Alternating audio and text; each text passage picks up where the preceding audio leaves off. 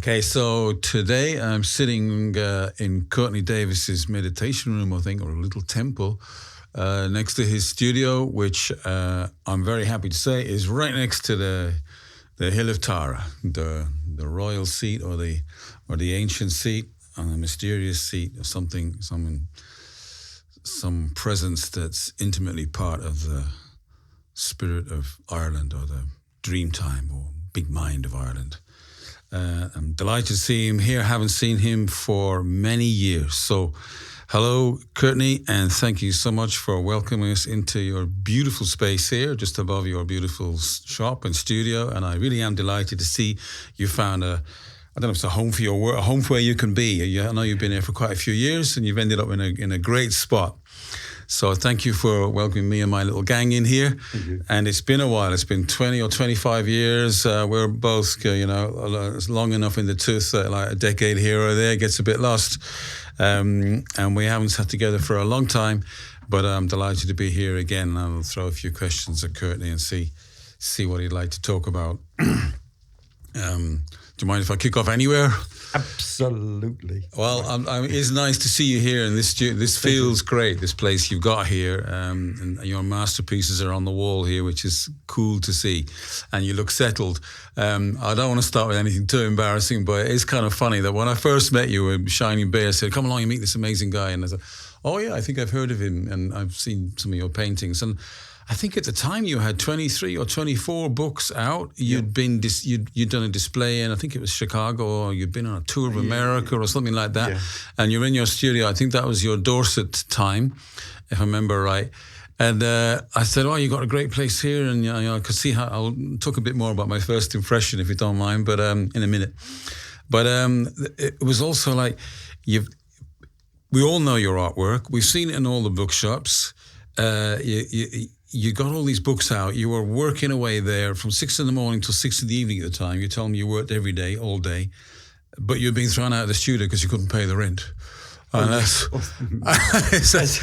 the classic painter. We all know your work, and what you've put out to the world is something amazing in terms of, continuing this ancient tradition and developing it, and it's flowered in your hands. We'll go into that. Never made any money from it. Well, that was it. Yeah, it's like, why is it like this? Huh? So anyway, good to see you here, and hopefully the roof over your head here is a bit more stable, and hopefully being here right next to the holy center of things, that the world is taking care of you better. Yeah. We just had a little quick chat just as we were walking in the door. We really haven't seen each other for ages, about how you're almost 70 years of age before the world starts to really take note of what it is you've been trying to offer all these years. Yeah. So tell us a bit about that. Tell us a bit of your story. Like, I don't mind starting at the end, in the deep end, because you've been through some amazing phases. Yes. And you're one of these. You're doing something that takes a long time to ripen into, and you've been through quite a lot. Say a little bit for us, please. Yeah. I guess I was born with a curvature of the spine, a very severe curvature of the spine, and so I needed to go to hospital for my first back operation, and when I finished, about 2 or 3 days after the operation, I was lying on the bed, and I felt somebody grab my foot, and I looked at the end of the bed, and there was nobody there, and gradually through the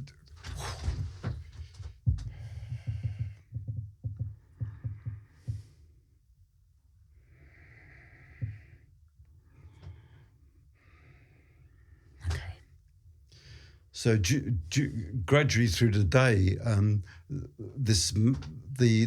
somebody was like massaging my foot, and I gradually got a sense that it was my grandmother, because her hands. She was a seamstress, and her hands were very, very lined, and it just felt like anyway. So it got to about 7 or 8 o'clock in the evening, and my grandmother just held my foot, my left foot, And I didn't know at this time that I'd lost a lot of the feeling in my left foot. And with that, so this energy moved across and then went back again. And I started moving halfway through the building, the bricks in the building. And I said, look, I don't know what's going on. I said, but I want to stay with my body. Right. And so what happened was that they first of all they took me what I would say was like being in the darker realms, and these kind of beings were coming up close and looking at me, and all the time this voice was saying, "Don't worry, Courtney. Nobody can harm you." And then they took me like different layers going up, and it ended up as like flying up like a skyscraper, so you could see all the lights. And then there was a bright light, and then I was back in my body. And what happened was that for about I was watching the TV awards on the television, right? And this was in days when there was just one television in the middle of the ward. And so for about 3 hours, what they were doing, they were taking me out of my body, and I felt like there was these hot kind of pins, and they were taking a piece out of my body. And I'd be waiting there for a while. Then they'd come back and they put it back again, and they'd be slotted back into my body. And sometimes my head was touching the floor, and other times my feet were touching the floor, and all the time they were kind of moving. You weren't just in a hospital; you were in the spirit hospital. Yeah, yeah. And so what happened was, I say, this went off.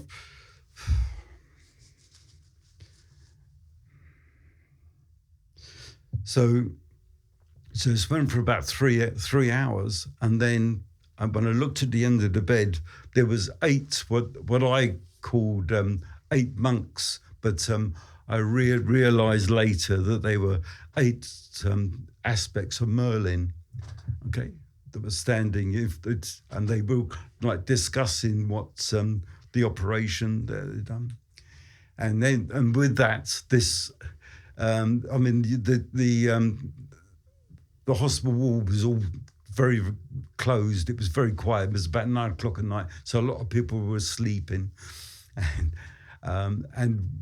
all these monks turned around, and this huge staircase appeared in the middle of the ward, and they started walking up the stairs, and the whole room was filled with like ectoplasm or white smoke. And I looked to the door of the ward, and I could see there was a nurse coming she was going to open the door, and the very last, as she opened the door, so the last wisping of smoke went. This was days when they could open the windows in the hospitals, and so the smoke just vanished, and so I because this was something kind of quite dramatic in my life, and so I said that I was going to dedicate myself to whoever, and for about 3 years I went through all different kinds of spiritual groups and stuff like that, but none of them were fitting. And then my dad died, and I had to look after my mother. And I started doing pencil drawings, and it all happened from there. You got some portal to the spirit world, that's for sure. But while I read that, I mean, there's an amazing thing where you tell your story. You mentioned it too the very first time I met you, but that we were in your studio working on a big painting at the time. I can't remember what it was, but like, and you had all these Celtic motifs and everything. And I was asking you where if you knew about George Bain and where you got your inspiration from, if you'd done research and everything. But you said, no, I get tapped on the shoulder. I get told what to do. Yeah. And I get told whether I'm doing it, where it should be going. Yeah, I went to one of the first Festival Mind and Body. I had an exhibition there years and years ago. And the very first person that came to see me said they wanted me to do a picture of Merlin and a commission for a friend who was in contact with Merlin. And he said, the only thing that I can say to you is you go out at night, you look at the plough in the sky and ask Merlin for help. Yeah. And so I went out and a shooting star went through the middle of the plough. And I went back to my little studio where it was my bedroom.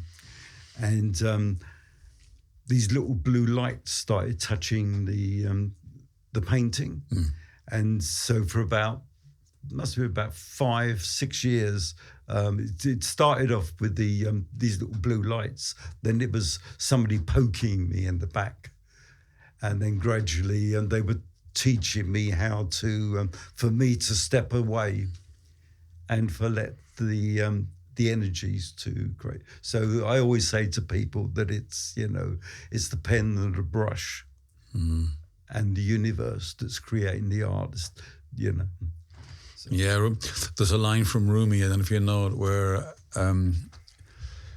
he says something like, do you think I know who I am or what I'm doing? Any more than the pen knows what it's writing. Yeah. And he's talking about this freedom, isn't it?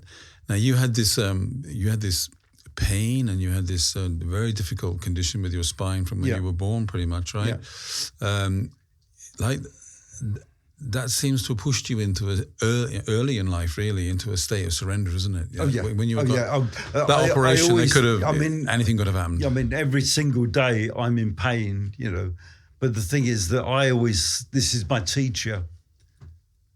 That's what I always think of the back. I've learned so much, surrendering and Yeah, we all talk about surrender, but the real renunciation, the real letting go, the real something that cracks the identity from like being a person into the bigger field. Yeah. Is often painful. Yeah. People love to think like I'm on my vision quest. Something great's gonna reveal to me my wonderful, but it's often very painful and we grow by what's ripped us apart or even what's destroyed us. You could say the things that make a mess out of our lives, isn't it? That's the door. Yeah. I mean, I've lost my business 3 times through. Bad agents and stuff like that, and so I mean the painting I've got out there of the phoenix. I mean that's I've been a perpetual phoenix rising out of. I know that's very much part of your story that you've been crushed down. The ashes are there and you have risen. I'm just admiring the detail in it, by the way, for listeners. Like these pictures are in books and that all over the world, but the original's on the wall here. Like tiny microscopic details of care went into that. There's it could it's got a strong image, but it's you. Everything is ornamented and embellished with like hours, what looks like to me, hours and hours and hours of what what's the word for it? Like a not worship. What's the word for it? Reverence or something like that for what's coming through you. Yeah. And I know you moved to a point where you talk a lot about the Merlin. It's obvious you had this kind of Merlin energy and that something is pouring through you. But you arrived at a place where you describe as what is it? You just say like the beloved, or that your work is an intimacy with the beloved, with some. I mean, the thing was that most of the time that I was creating all the books, I would be overshadowed every day by what I would call Merlin, and together we worked. I had to finish a painting a day. I had so many deadlines of books, so it was like every single day I had to start the painting and finish the painting. And then when I'm 65, I had this experience. I had a year where I couldn't paint. I couldn't do anything, and the energy of Merlin disappeared. I was just totally on my own, and I was at a.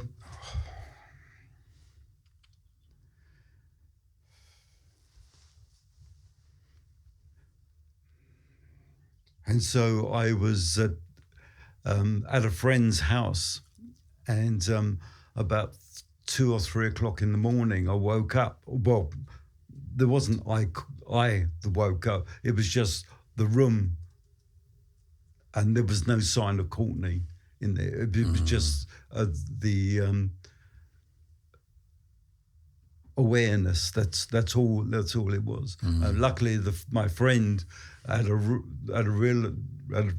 an idea of what was kind of happening, and she actually started talking me back into Courtney, right? But the thing is that Courtney, the separation of Courtney, never really totally connected, and so it's like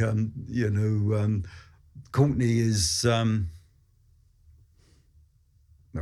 this is Courtney, but yes, it's not who I am, And this is what it's all and about. It's really, I mean, it's very strange to kind of explain it to people, but it's like there is this. I'm watching Courtney. Yeah. Does that go on? Is that a continuous thing? Oh yeah. There's another line from Rumi. I don't know quote him all the way through, but yourself will be revealed to you without you, and those moments of revelation, when you're not there, that's where the best things happen. That's where you've arrived, isn't it? Without the history, without the past, without. So I mean, I have people to come in and they say they've woken up and this and that, and the whole point is that, when you start talking about that you've woken up and stuff, that you're nowhere near it. Yeah. That's still the ego still talking. Nobody gets anything out of it, as one of my teachers said. That's the weird thing. Nobody wakes up. Nobody gets it. Nothing. 50, 60 years of being on this, and at the end of it, you don't gain. In a sense, you don't gain anything. Yeah, I think it was a famous saying of Lord Buddha, wasn't it? That I gained absolutely nothing from perfect, complete enlightenment. Yeah. Yeah, I really got that when I was reading some of your own accounts. But also you had that in there all the time.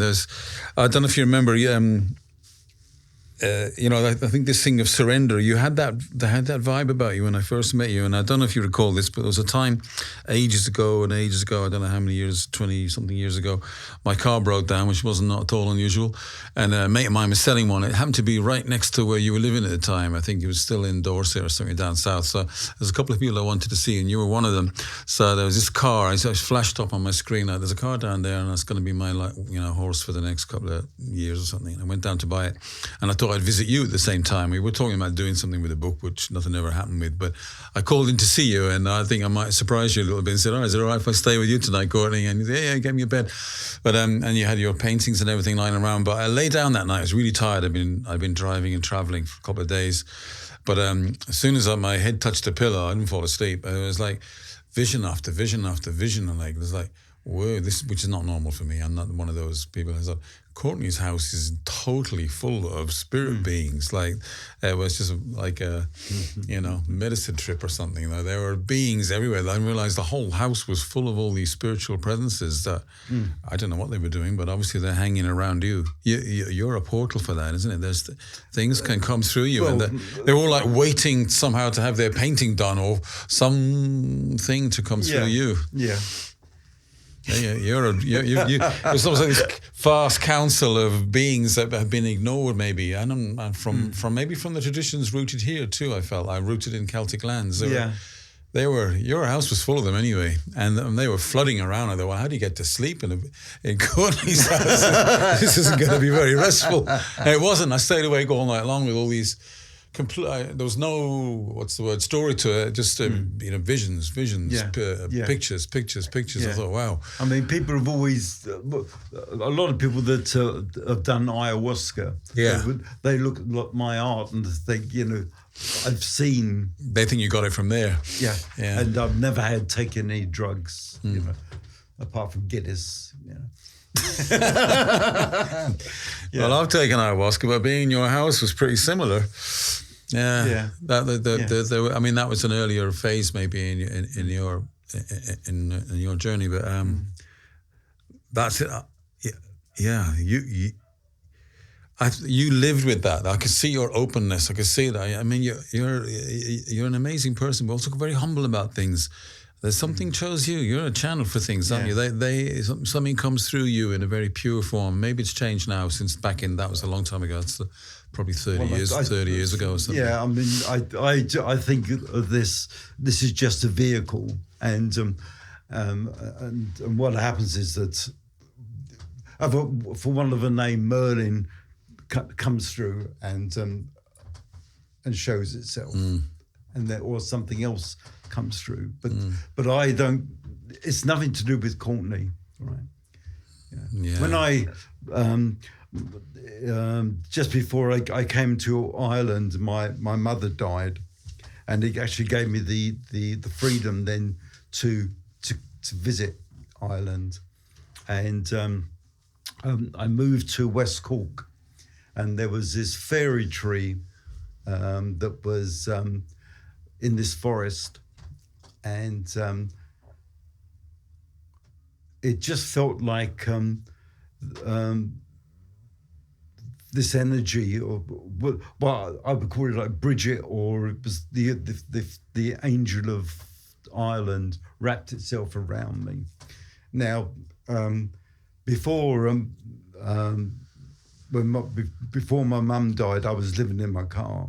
When I came to Ireland, I had absolutely no money whatsoever, and a friend said to me, let's go and visit Tara. Now the weird thing is that I've done these 50 odd books, and Tara's been in those books. I know you were like as if you were the sort of the great ambassador for all these ancient Celtic roots, but you'd never been to Ireland. No, never been to Ireland. And it was like I always, whenever I'm doing a new painting, it's like the old painting is like a blackboard, and everything is wiped, and I have to start. And so when I came to Ireland, and somebody said, let's go to Tara. I had no idea what Tara was, what it was, and I came to the coffee shop, and the guy recognised me and said, "Come down to this barn and have a look at this barn." He said, "I'd like you to do an exhibition for 2 months." Right, and there was no floor here. This was just an empty barn, and so. Oh, right here in that first visit. Yeah. All right. And so in the first week that I was here, I sort of painted for €7,000, right? And it gave me all the money to actually create this space. And I've been here 10 years now, and it's like and it's just and we were talking before about entities and spirit and stuff, and this place has been created. I never think of it as Courtney that's created it. It's just that energetically, whatever is going on with this energy, it attracts and it manifests, and this whole place is all the art that since I've been here, it's it's just amazing. I mean, yeah. How does it feel for you, the Hill of Tara? What do you? How did it impress you? When you first walked there, or what's your adventure with the hill been? And it's famous, of course, and it's a great place to be located. Yeah, but for you personally, you make any connection with it? I mean, the thing is that we get lots of groups come here, and I always say to them that don't go up on the hill with ideas of you're going to have experiences and stuff like that, because the ego and the mind is really good at creating and stuff.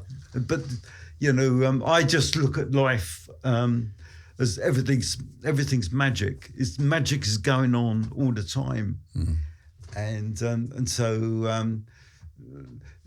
I'm here on Tara, and it's obviously energetically I'm working with that energy, but I try not to get involved with the story all the time. It's being in the space. That's the whole point of all this. Yeah, it's funny. People go to these places wanting to have experiences. I had a great shaman teacher for many years, and he was like, "Don't worry about what you're experiencing. Just let God have let the divine have the experience." Yeah. And let I have the. There was. I'm asking a little bit because I do feel something in this here, and I don't traipse around to lots of holy places. People might imagine. I don't always think that's the right thing to do, but I did visit here many, many years ago with a lady called Erica. I don't think you ever met her, who was very instrumental in setting up Spear Horse in the early days, And I wanted to introduce her to Ireland. I said, okay, we'll do it properly. And I said, we'll drive across the country, but the first place we'll go once we get off the ferry is to go to the Hill of Tara. And we came here, and we'd been travelling a bit hard, and we were tired, I think. So we went up in the hill and walked all the way around. It was just a nice summer's day. It wasn't like today. It's freezing. You only walk around there too long up there. Yeah.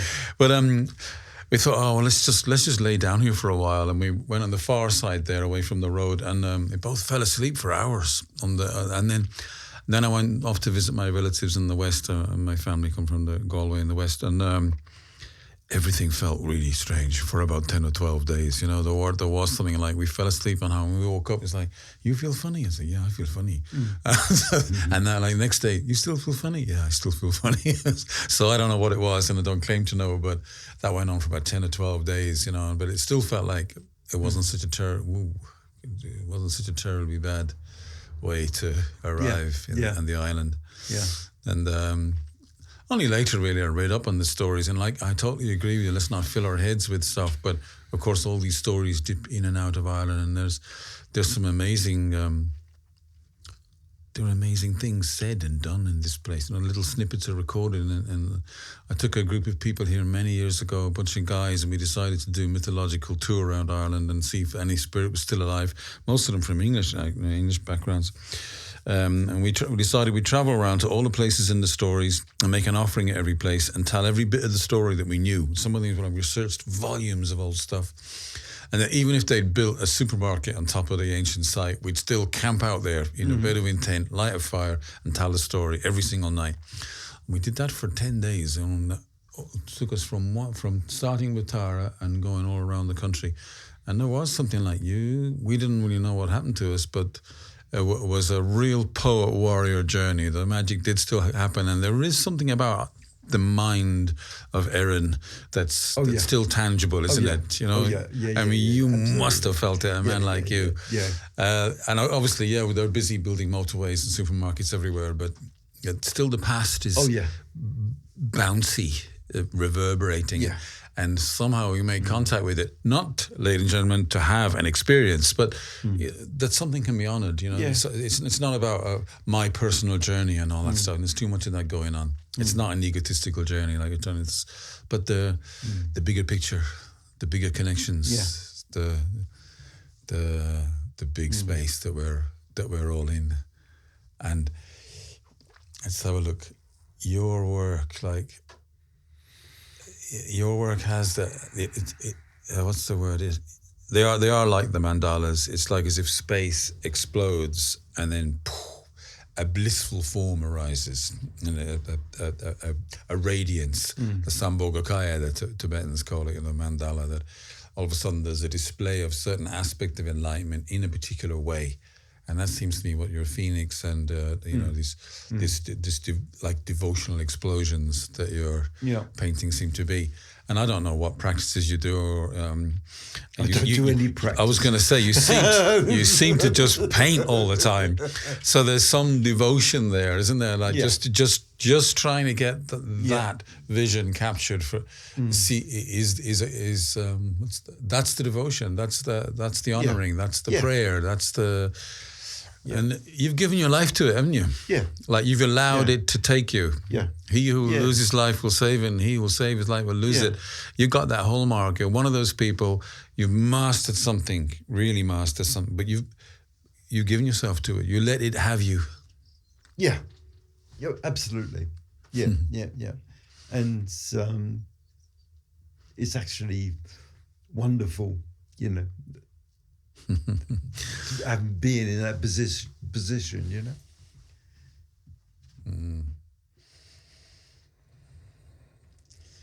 There's a space, there's a nice energy around you. I like how you pause for the spirit to come. Yeah. Well, it's not me.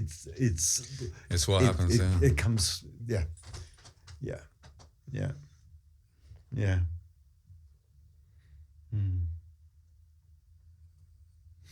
Beautiful.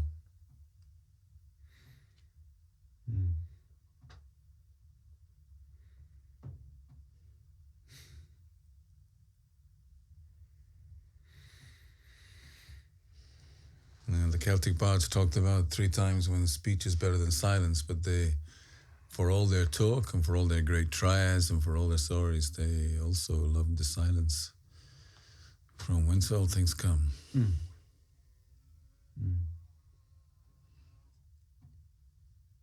Yeah. I mean, people come to the gallery and they just sit and they light candles and write affirmations and burn them in their thing and stuff like that. And they don't come anywhere near maybe the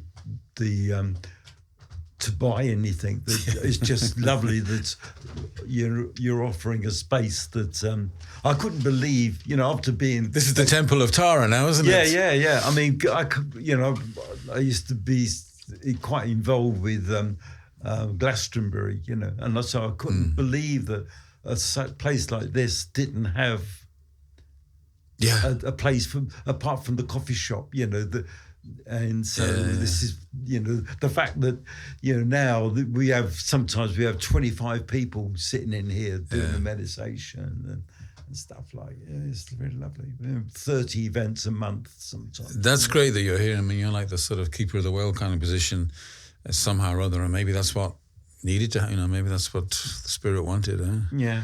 Because I'm sure, you know, people do go to these ancient mounds, maybe wanting to sense something or experience something, and maybe it is good that there is a guardian or someone holding it there when you arrive, you know, a living human presence. I know you don't want the job, but still in all. You know, the amount of people that come in and say, I'm the guardian of bloody Tara and stuff. No. But a human presence, nevertheless. It's you know, who else would do it? Who else could do it? Anyway, no, he's not. That's not his job. He's not doing that. And yet, strangely enough, you're here, and it looks like you're settled here, which is great. Yeah. Any other places in Ireland really touch you? Any other famous places? You've been painting all the time, but you don't even get around. Yeah, well, I have connection with Ishnok. Yeah. So, but you know, I'm kind of I'm in this space, and it does. I could be India. It could be anywhere. You know, it's been in. You know, I mean, this is just blinking magic going on. You know, all around. You know, we have, you know, so many people. You watch them walking down the street. You know, and this, you know, and they're being spiritual and stuff, and they're kind of just walking and playing at you know, and rather than just opening up and just seeing. It's very easy just to live from the mind, isn't it? Yeah. And never really get beyond it. Yeah. Cause you could be walking up to Tara and the magic, something happens just before you even go onto the hill, you know. It's like quite often you have you're setting up in a ceremony, you know, and you're going to have candles and stuff, and the universe does all kinds of stuff. The candles go out and this go. And I used to I've done quite a lot of documentaries and stuff over the years, and one of them was. When they switched off the machine after giving this talk and stuff, all the tape had gone inside the machine. No. And then there was one where I did an interview on the BBC, and my wife had a video camera to while I was doing the talk. And the video camera stopped, and when we took it to be repaired, he said, "I can't." He said, "It's melted inside." And it's just, I've had so many weird kind of. It's like, you know, it's just about being in the space and just being open and and not letting you kind of take control of it. Yeah, the less you there is, the better. Yeah, I still have somewhere in me though, like a fondness for that re-enchantment of the land, or pilgrimage, if you like. So we did come here many years ago. Maybe it's 20 years ago, and it was full moon-ish or somewhere around that, and decided to go and locate what we thought might be the feasting hall. Where it used to be. I mean, people argue about whether there was great buildings here or not. I liked that some of the archaeologists were saying, well, actually, it was more like a big encampment, and I thought that was kind of more a groovy idea, you know, that people would come from all over the place and just be here temporarily. We don't have to think about magnificent bronze pillars and all this, you know. It doesn't have to be like that. No. The magic for the ancients was not in this, you know, manifestation of metals anyway. Yeah. But we were here and we thought, well, there was a very famous speech given by one of the great poets, whose name is going to move me from here. It'll come back to me in a second. Who was asked to give judgment as to whether Tara had got too big and too powerful and had it overtaken its role as a kind of spiritual royal centre or whatever. So they invited him from Munster. You know the name of that? The great rememberer from Munster. It's gone out of my head. Come back in a second. Anyway, he was asked to sit in a particular seat in a certain place, and we did our best to tramp around and think, well, where would that seat be?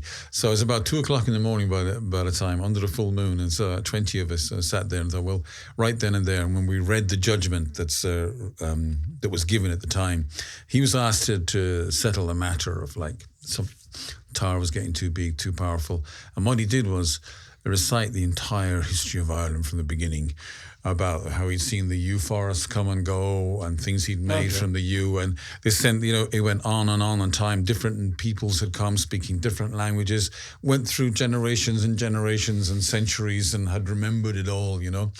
And by the time that he'd finished speaking, no one could remember what the problem was. And it was one of those great bardic traditions. Yeah.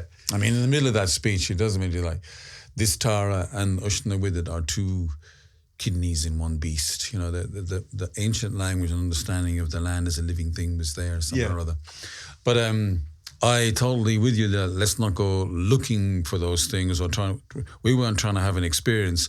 We just thought we'd pay a little bit of homage to those things that used to exist and used to be living traditions, to put something into it, if you like. That's like a little offering, you know, there in the middle of the night, you know, not to have an experience and not to be shamans, but like this beautiful tradition existed once, and just let that be fed a tiny little bit, you know, with words and time and energy, and then let's go to the next place and do the same.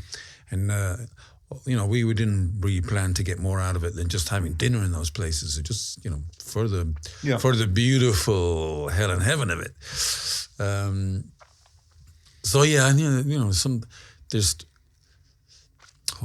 There's still these little something that's in service to beauty, and that wants to be expressed in creativity. Because there's that nothingness, we disappear. Maybe you leave the body.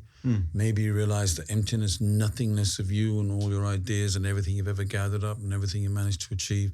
The emptiness comes, but out of that emptiness also comes this creativity that wants to make something new happen. And life pulls you back into making something occur. Yeah.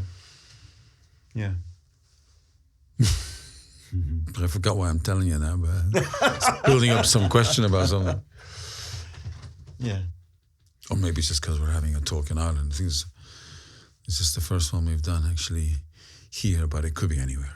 I agree with you totally. It could be anywhere. Every river is holy if you sit down beside it. So tell us, what are you up to at the moment? Tell us what you're doing. Let the world know a little bit about you, right? I'm only dipping into the past, really, but what's moving for you? What would you like to share about what you're doing these days? Well, I guess over the last year, I've been doing a lot more kind of archangel. When I first came to Tara, I was doing all the goddesses, and I think I've done nearly 40 goddess paintings. But now, this last year, I've been starting to do archangels and working with that. I'm just being, really.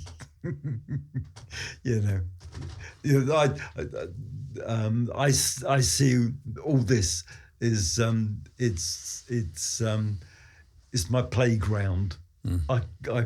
I've thoroughly, after all the years that I've gone through all the kind of struggles and stuff, the fact that I've been here for 10 years now, and all I can do every day is play, and that's wonderful, and and the people get that enjoyment with all, everything that's going on.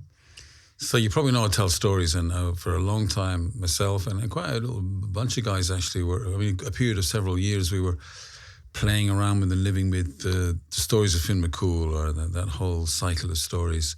And with me always really was that picture, some of them were black and white, some of the colour, that portrait of Finn that you did. That was it. Something was not captured, but something was given homage to in that picture. I loved that picture. And I asked you a couple of times for permission to use it for various things. I never put it out anywhere big, but we slipped it in here and there and what we're doing. I live with that picture, and I've still got it now. I used to have it. I got it blown up that big, and had it just on the wall of the house and left it there. And the wall of the house I was living in at the time was so damp and all the rest of it. It's eventually got smoked up and sort of rotted away. But when you're working on a picture like that, how did the Finn thing? How did the Finn legends touch you, or what touched you? Or I think I guess that's it was you and Bear. Your energy kind of fired my imagination. And, you'd already done that picture though by that time, I think. Before you, I'm not sure. I think that. Bear had asked me at the beginning to do. I think I did about 5 pictures. Oh yeah, maybe he asked you to do things or got you doing things, but So that kind of triggered. All right, okay, I didn't know that. Yeah, it was our fault. So Bear would have pressed you into action one way or another. Yeah, but that's the really because really, if looking at all the art, it's mainly, I guess, it's more kind of feminine stuff that I'm doing. Apart from those kind of paintings that I did of Finn. Yeah, well, I thought it was a masterpiece. It captured something, and in ways that you can't and don't want to describe. It's just one of these, like, it disappears there, and maybe takes quite a bit. I mean, those paintings, they take long hours to make, eh? Like, oh yeah. How long do you work on one of those? Like that one? Well, I mean, the bigger paintings, they take about 10 weeks. Yeah. To do, and then I mean these ones they're probably took about these 4 paintings here. I said to you about what happened in the room, and I hadn't painted for a year, and then the very first painting I did was the pathway through the labyrinth. And it was kind of the experience that I had in that room was that there's no path, there's nowhere to go. You're already there. You just got to wake up to that you're already here, you know. And so that was and then that kind of triggered a whole load of old stuff that I was working through, and so that one is called Stepping into the Fire. So it was kind of come to terms with all that, and then gradually that one was coming out of it, and then the Phoenix, and then the Opening to the Beloved was I was given this kind of a space to. A plateau where I could calm down, and then the next set of paintings occurred. So so they were all. I was actually going through experiences on each of the paintings, and that's what's. I mean, it always sounds like something's driving you. And that very first, absolutely. That very first time I met you. Bear said, "Come and meet this guy," and I said, I loved the way you talked about your work, and we were surrounded by it. Even back then, you had a massive body of work, and I said, "Would you come to Spearhorse?" I was, would you talk to my community, kind of thing, come and meet the tribe, and he said, "Well, how long would it take to get there?" I was thinking a day, and then I said, "Well, how long am I welcome for?" I said, "Well, as long as you want, but come for a couple of days or something and talk to people, and then you need a day to come back." And then you shook your head right and you said, "No, that's like 3 days, maybe 4 days. I can't take that much time off work." Yeah. And I was very impressed by that. And I said, "Well, what's your days like then?" And you said, "Well, I get up at 6 and I start painting, and I stay painting till 6. I think about the time we called in on you was about 5:30 in the evening. So you eased off the pedal a little bit to talk to us, but you had a monastic routine. You were 7 days a week. It wasn't Well, I mean, the thing is that I've been married 4 times, right? And what happens is that people, ladies, get interested in me because of what I'm doing, what's kind of going on. But the fact is that I'm up at 6 o'clock in the morning and I go into the studio, and quite often it's 8, 10 o'clock at night when I come out. Yeah. And not great for the relationships. Well, no. And when you kind of painting goddesses all day, when you're stepping out of a studio, you've got to adjust. Yes.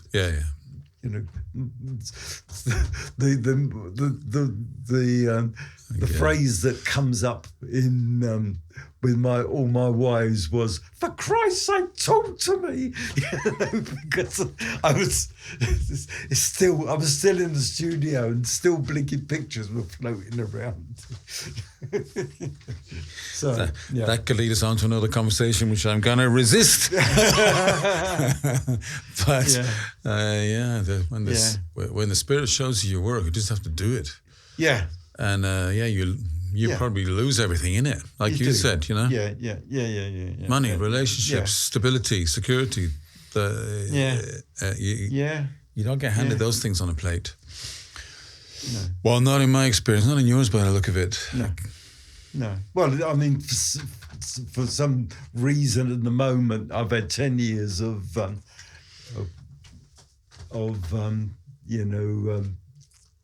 this looks like a nice flower. This looks like a blossom. So Yeah. Any little wife looking after you now, or no? I mean, the lovely thing is that I have so many women's groups and stuff here, and I know so much more about women in the 10 years that I've been here, and it's kind of, I wish that I'd known so much, you know, and I just realised, you know, how different women are to men, you know. There's a famous quote about some Irish poet who studied verse and all the bardic things for the first half of his life and then threw it all away and studied women for the second half. I forget the phrase, but it's a famous, you know, it was understood long ago in these islands. What was I going to ask you then about that? Oh my goodness, it's gone out of my head. That was it. That just when I came in the door there, we started chatting because both of us are a bit older than the last time we saw each other.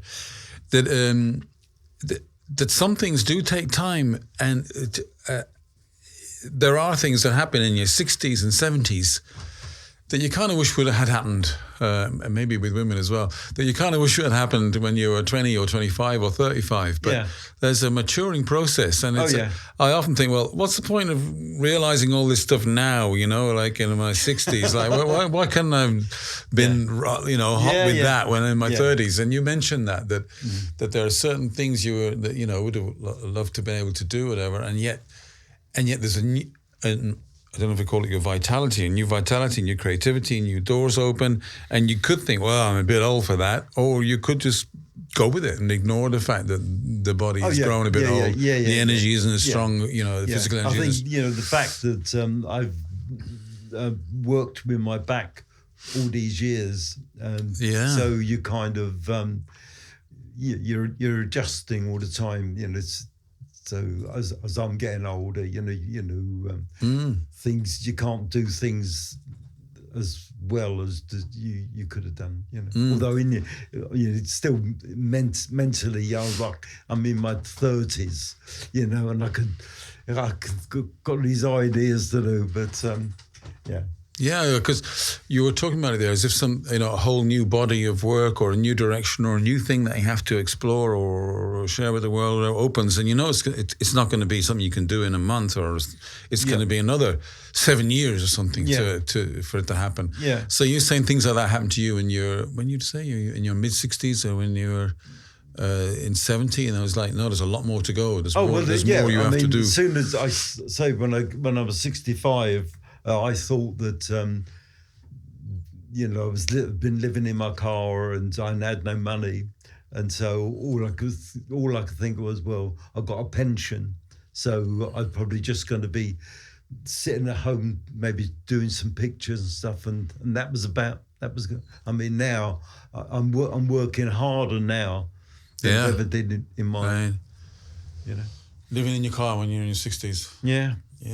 Yes, dodging the police in Windsor Park. You know, act looking as if you were doing a meditation. You know, that's amazing. Yeah. But I totally get it. I've been there. And yet you've put this amazing, you know, you've worked hard, you've worked long hours, you've put this out to the world. Yeah. Anyway. Yeah. What books are coming out and what's your website and things like that? Just mention it on here so that people can check you out and have a look at what you're doing. I'm working on a goddess book. I'm working on an angelic book and cards. So I've got that kind of going on. I've got a YouTube channel which has got about 50 or 60 different videos. Okay. So most of the paintings, there's a video that tells you the story of what was kind of going on. All right. What's that called? Spirit of Celtia. Spirit of Celtia. Yeah. Okay. So and I'll probably put a little bit of that on.